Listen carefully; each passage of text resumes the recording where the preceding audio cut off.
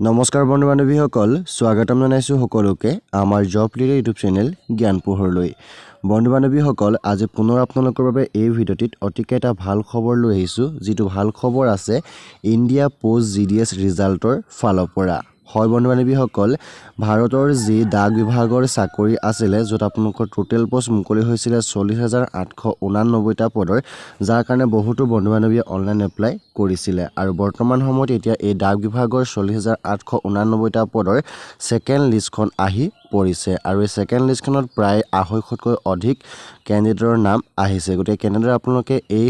লিষ্টখন চেক কৰিব বা কাৰ কাৰ নাম আহিছে সকলোবিলাক চাবৰ কাৰণে আপোনালোকে ভিডিঅ'টো শেষলৈকে চাই থাকিব তেতিয়াহে আপোনালোকে সকলোবিলাক তথ্য বিতংভাৱে গম পাব সো বন্ধু বান্ধৱীসকল ভিডিঅ'টো লাইক কৰিব লগতে আপোনালোকৰ বন্ধু বান্ধৱীলৈ ভিডিঅ' যেন পাৰে শ্বেয়াৰ কৰিব তাৰ উপৰি যদি আপোনালোকে আমাৰ চেনেল প্ৰথম ভিজিট কৰিছে তেন্তে চেনেলটো ছাবস্ক্ৰাইব কৰি ৰাখিব সো আজি ভিডিঅ'টো পলম নকৰি বলক আজি ভিডিঅ'টো ইয়াতে আৰম্ভ কৰোঁ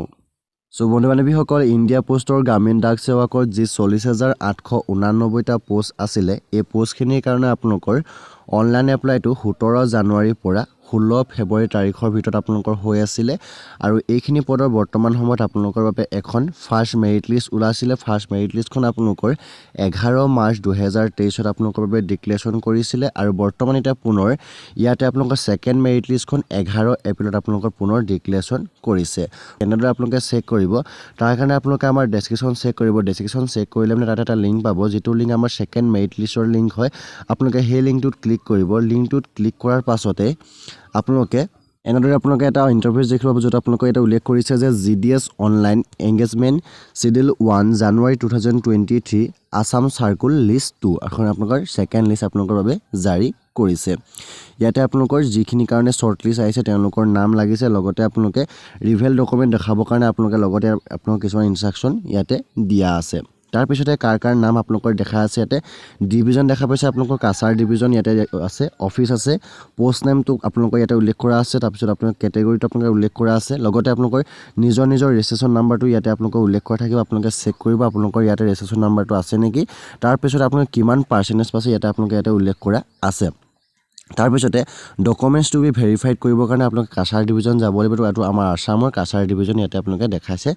তাৰ পিছতে এনেকৈ আপোনালোকে প্ৰত্যেকটো ডিভিজনৰ কাৰণে কেইটামান আপোনালোকৰ দৰং আছে দৰং ডিভিজনৰ কিছুমানৰ ৰেজিষ্ট্ৰেচন নাম আহিছে তাৰ পিছত ডিব্ৰুগড় আহিছে নেক্সট আপোনালোকৰ গোৱালপাৰা এনেদৰে আপোনালোকৰ আহিছে তাৰ পিছতে গুৱাহাটীও আহিছে নগাঁও আহিছে নগাঁৱৰ পিছতে আপোনালোকৰ আহিব নলবাৰী আহিছে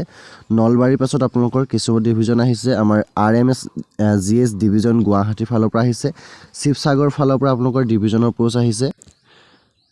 নেক্সট আপোনালোকৰ তিনিচুকীয়া ডিভিজনৰ ফালৰ পৰা আপোনালোকৰ কিছুমানৰ ৰেজিষ্ট্ৰেচনৰ আপোনালোকৰ এটা নাম্বাৰবোৰ আপোনালোকৰ ইয়াতে সেকেন্ড মেৰিট লিষ্টত আপোনালোকৰ নামবিলাক আহিছে আৰু টোটেল আমাৰ এখন মেৰিট লিষ্টত 253টা আপোনালোকৰ ক্যান্ডিডেটৰ নাম ইয়াতে উল্লেখ কৰা আছে গতিকে আৰু যদিহে আপোনালোকে